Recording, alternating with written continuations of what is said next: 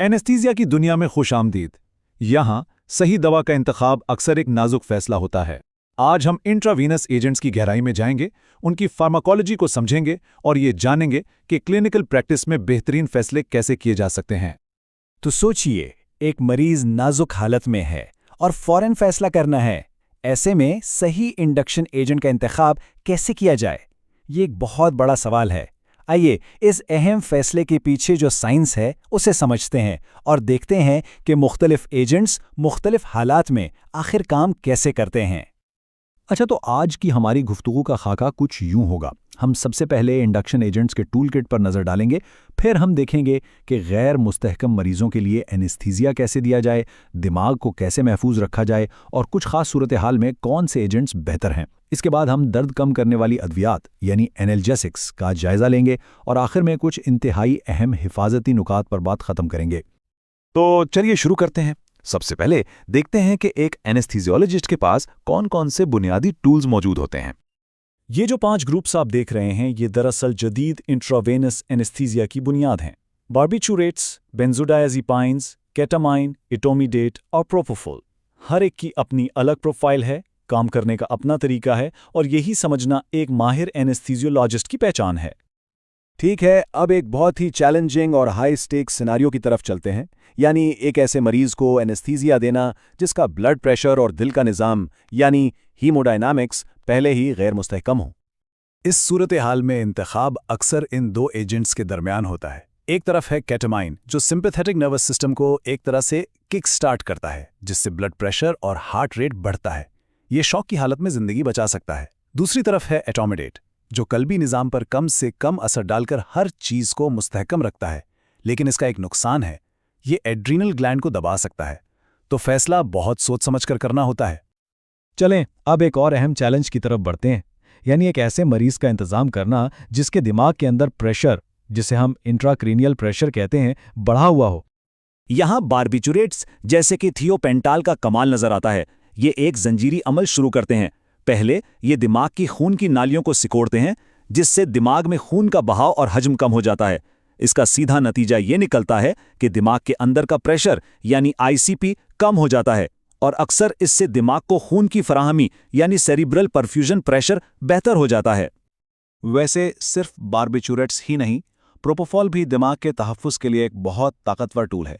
ये भी दिमागी मेटाबॉलिक रेट और खून के बहाव को कम करता है, जिससे आईसीपी को कम करने में मदद मिलती है। इसके असरात काफ़ी हद तक बार्बिचुरेट्स जैसे ही हैं।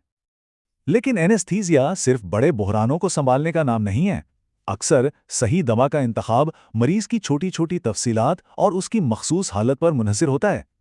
ये टेबल एक तरह से क्लिनिकल चीट शीट है। ये दिखाता है कि मुख्तलिफ हालात में कौन सा एजेंट बेहतर है। जैसे डे केयर सर्जरी के लिए प्रोपोफोल बेहतरीन है, क्योंकि इससे मरीज जल्दी होश में आ जाता है, जबकि दमा के शदीद अटैक में केटामाइन एक लाइफ सेवर साबित हो सकता है, क्योंकि यह सांस की नालियों को खोलता है।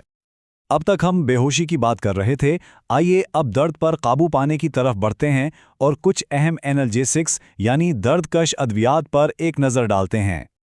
जब ओपियोइड्स इस्तेमाल कर रहे हों तो कुछ बातें जहन में रखना बहुत ज़रूरी है। सबसे अहम है सांस के दबाव का खतरा। फिर मेपेरिडीन के कुछ खास खतरात हैं, जैसे इसका न्यूरोटॉक्सिक मेटाबोलाइट। कुछ ओपियोइड्स हिस्टामीन रिलीज करके ब्लड प्रेशर गिरा सकते हैं और फेंटेनिल जैसी दवाएं तेजी से देने पर सीने की दीवार में सख्ती पैदा कर सकती हैं। तकरीबन 3 मिनट, ये वो नंबर है जो रेमिफेंटेनिल को खास बनाता है। इसका मतलब यह है कि इन्फ्यूजन चाहे कितनी ही देर चले, बंद करने के सिर्फ 3 मिनट के अंदर इसका असर आधा रह जाता है। ऐसा इसलिए है क्योंकि ये जिस्म में बहुत तेज़ी से मेटाबोलाइज होता है। ये खुसूसियत इसे उन सर्जरीज के लिए बेहतरीन बनाती है जहां मरीज को बहुत जल्दी और काबिल यकीन तरीके से जगाना मकसूद हो। अच्छा, अब नॉन ओपियोइड्स की बात करते हैं।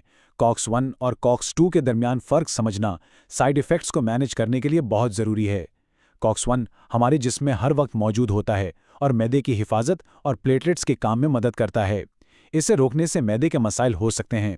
दूसरी तरफ कॉक्स 2 सोजिश की जगह पर पैदा होता है, तो जो दवाएं सिर्फ कॉक्स 2 को रोकती हैं वो सोजिश को तो कम करती हैं, लेकिन उनके साथ कुछ कल्बी खतरात वाबस्ता हो सकते हैं। और अब हम अपनी गुफ्तगू के आखिरी हिस्से की तरफ आते हैं, यहाँ हम उन ताकतवर एजेंट से जुड़े कुछ सबसे अहम हिफाजती इंतबाहात का जायजा लेंगे जिन्हें कभी नज़रअंदाज नहीं करना चाहिए।